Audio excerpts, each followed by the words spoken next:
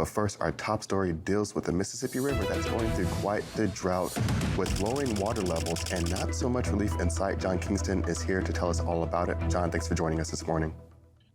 Thank you. I just want to say, Kaylee, you look very autumnal there, in the sweater, Thank you, John. It's the fall outfit. I had to go with it today.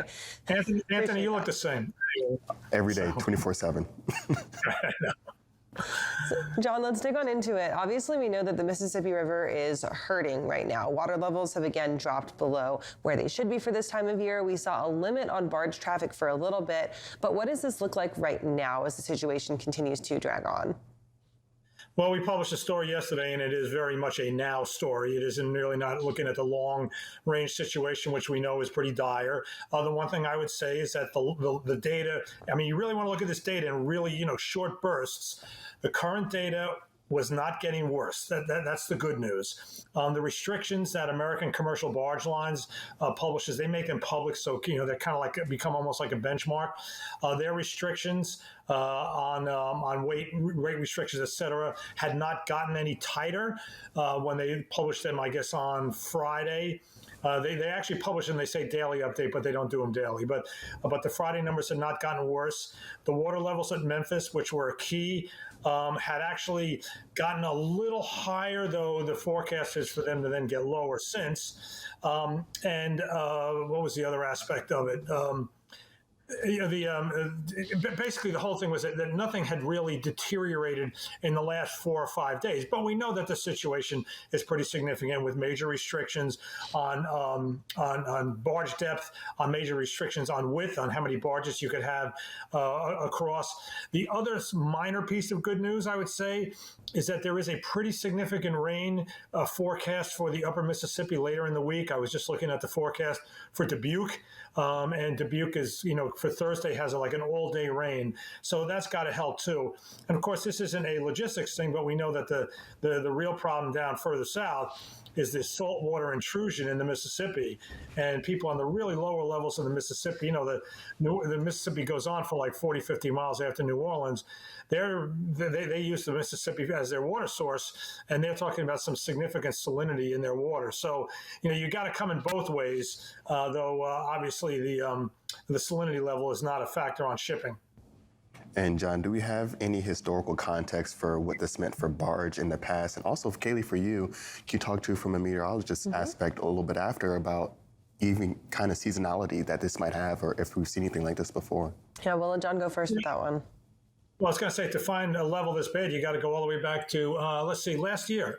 This is a repeat of last year. It was noted on the roundtable that Bill Priestley did that this one actually started earlier, that you had that the water levels started dropping back around June, and last year they started dropping around August. Right now, I think the water levels have been worse than they are now, but they're at the level where it's bad no matter what. So from a meteorology perspective, we've got 2 charts for you here. The first one coming from the Advanced Hydrologic Prediction Service. This is the last 180 days, and you can see this is a percentage based what your contours get for a percentage of average rainfall. So the last 180 days, last 6 months for the Midwest, of course, which is all those tributaries that feed into the Mississippi River. You can see those areas from the Minnesotas up into the Midwest, the Great Lakes, through Iowa into Illinois, and then on to Missouri and into Kentucky, Tennessee. Everybody's running about between about 50 to 75% of their yearly average rainfall. So this is something that is continuing to affect those areas. In our next chart, we've got our U.S. Drought Monitor. This was issued on October 3rd. So this is about 7 days old right now. If we can flip over to that drought monitor, but we can see this one's really impactful because it has contour lines on it that tell you when you're looking at both short and long-term effects of a drought. So the SL there, that's both short and long-term.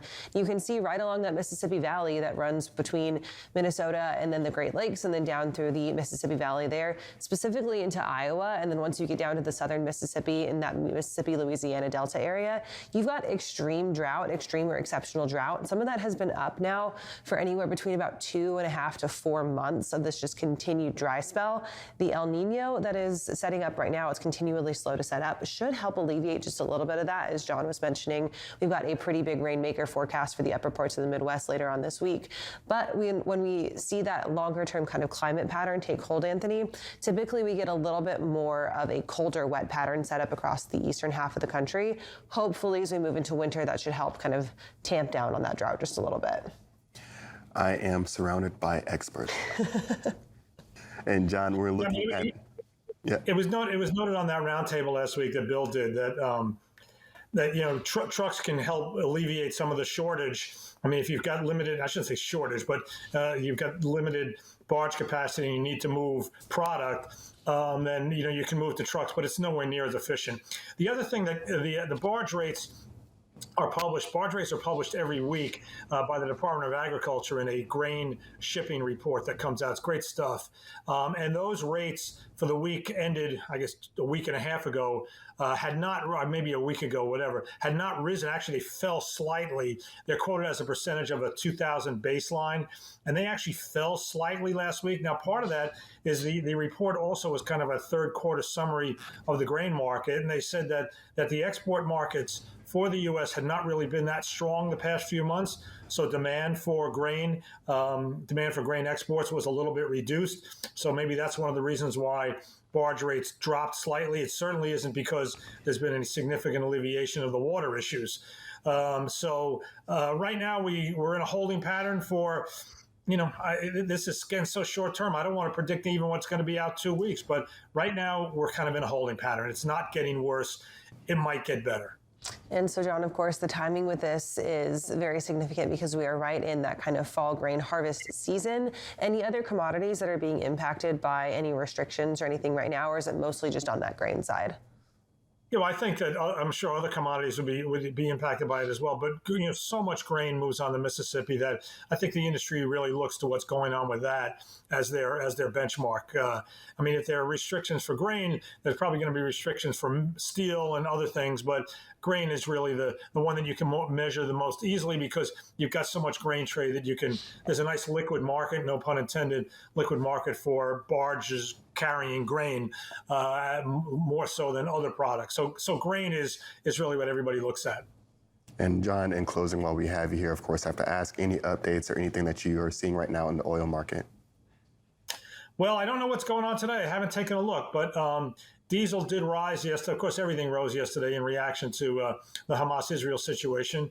And diesel actually rose a little less than crude, which is a pretty kind of understandable. Usually when you've got a market that rises because of geopolitical tensions, the crude takes the brunt of that as opposed to the products because, that's where kind of the nervous money goes into the crude market because it's so liquid and so easy to get in and out of that.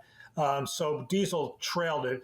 Diesel last week absolutely plummeted in part because the Russian export ban on diesel, which was not even 10 days old, was already lifted. So, everything we were talking about Friday is now kind of off the table because of what's going on in the Middle East. And of course, that geopolitical aspect, one that we're going to keep a very, very close eye on these next few days. John, thank you for joining us this morning, and we will catch up with you soon. Okay, thank you.